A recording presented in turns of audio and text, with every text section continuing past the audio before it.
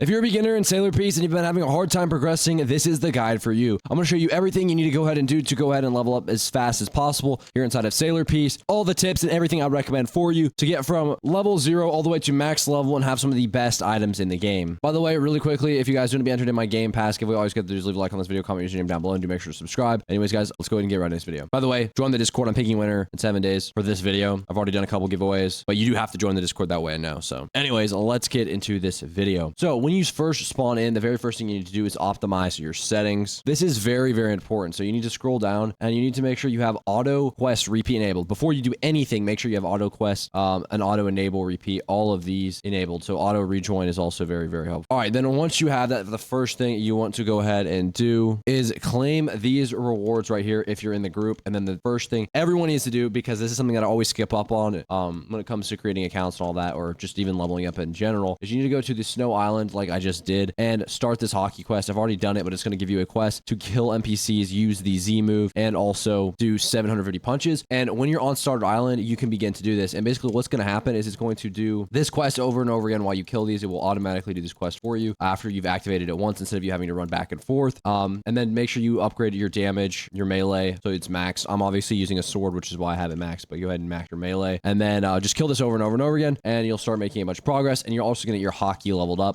Once you've completed the Haki quest, you need to go ahead and claim your Haki, which you can go ahead and do by going back to the Snow Island. And then once you're back here, you're going to want to run all the way over here and claiming it again. Once you've claimed it, go into your settings, scroll down to auto skill settings, and then go to auto Haki settings and enable any Haki that you already have. Auto arm Haki is what you want, because when you go into your settings, your stats right here, and you click on this, you're going to see that my Haki is max level because it's always enabled. So it's going to do a lot more damage. Then you obviously have a bunch of other stuff, which I'll talk about later on in the video. But once you've done that, the next thing, the thing that I did at least, is I went here and I bought this right here, the Dark Blade. If you have enough money, go ahead, buy it. It's cheap. It's not too expensive. You can get it really quickly. The next thing is go over to the Desert Island, which is something that I didn't do, but this is something I should have done a long time ago. Go here. And if you can get the Observation Haki, I already have this, but if you can, again, go ahead and get the Observation Haki as well and start leveling both of those up. And then save up money in gems, and basically you can kind of farm either or of the islands, but just upgrade your melee, upgrade or your damage, whatever specifically you're using. So for example, if you're using the katana or whatever sword I just showed you, you can go ahead and use, obviously you want sword and you really want defense to be upgraded to the max levels. I just have these upgraded right now to the max levels, but I don't really use a fruit or melee. I just use defense and sword at this point in the game. But if you're using like Quake Fruit or something like that later on for farming, then that's pretty important in and of itself. So yeah, you can kind of just farm here for a bit. I'm going to show you how to progress even further inside the game. But before I do, this is a tool that I would highly recommend you using when it comes to AFKing, because there's a lot of AFKing involved in this game. You can head to my website linked in the description below, and it's going to give you the very best macro for this game. You go ahead and click on it. You can go ahead and download the macro. It is the safest macro out there. As you can see, it's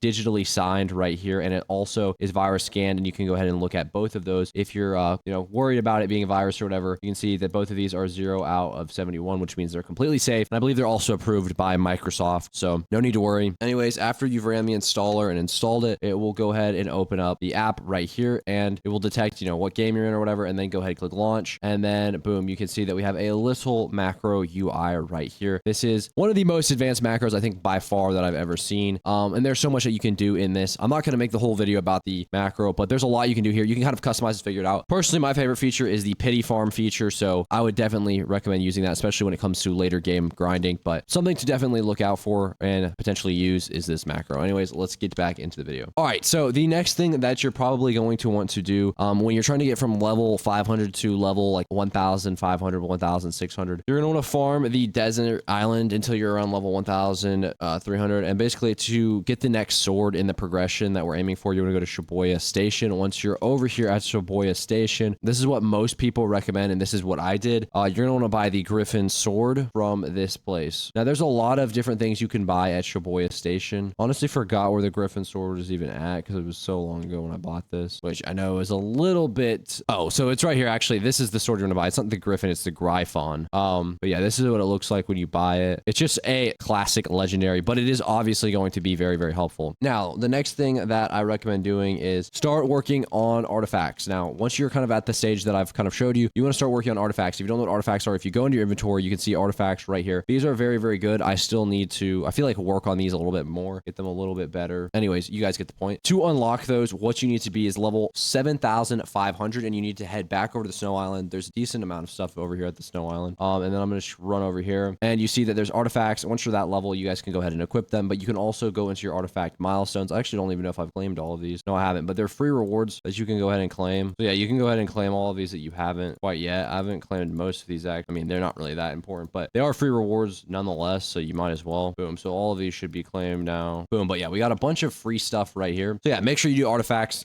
They do drop from mobs. So basically, whenever you kill mobs, you have a chance to go ahead and start collecting artifacts. And I have a whole guide on artifacts, so I'm going to do just a quick little brief overview. But basically, if you have the same set, as you can see, you have 2 PC or 4 PC, it's going to add more things like lifesteal. So you want to have full sets that are the same type. So this is the Abyssal Crown. And then over here, you can see I also have the Abyssal Crown. And then over here on this one, I also have the Abyssal Crown. And I have upgraded it right here. You can go ahead and upgrade these by clicking the upgrade button. And then you get dust by deleting other things. So by selling these, you get dust. I have 7,900, but these are already max level. So that is how artifacts. Now, the next thing you need to make sure you're doing, if you possibly can, is you need to go farm basically until you're around level, 5,000, or I mean, you already be level like 7,000. So go to Sailor Island, and this is where we're going to see a decent bit of stuff. The very first thing is ascensions. You can go ahead and ascend. I still need to work on maxing out my ascensions. I still haven't done that. And then there's also in this area right here, there's like a little area. So there's stat rerolls, which you can get stat trait reroll things from here, and you can go ahead and get different traits. Obviously, the secret traits are the best. And if you're trying to deal damage, then Emperor would be considered the best. Then you also have merchants right here where you can go ahead and buy stuff. Honestly, once you're end game, this stuff is kind of useless. Then we have titles right here. And as you can see, I'm also using the damage ones. And I have the Void Empress one, but I don't really have any after. This one is probably what I need to get because it's 100% more damage. And this is the best in the game. Then obviously back here, you have fruits. And yeah, those are those. And then you have upgrades over here, like the boss rushes, which is just like a game mode where you kill a bunch of bosses. You can get upgrades, stuff like that to upgrade your damage. But we're not going to talk too much about that. Obviously, go ahead and ascend and all of that, like I said. Then the next thing we have over at this island right here is we're going to actually have, if you go to the skill tree on Slime Island, you're going to see this. I believe I've maxed this out. No, I haven't. Now I have. There we go. Boom. Max the whole thing out. So you can upgrade your luck, and you get these skill points by just killing NPCs and mobs. So I have maxed the whole thing out, which is nice. Very, very important that you go ahead and do that. A lot of people recommend getting damage first, then luck, then crit chance, then crit damage, and then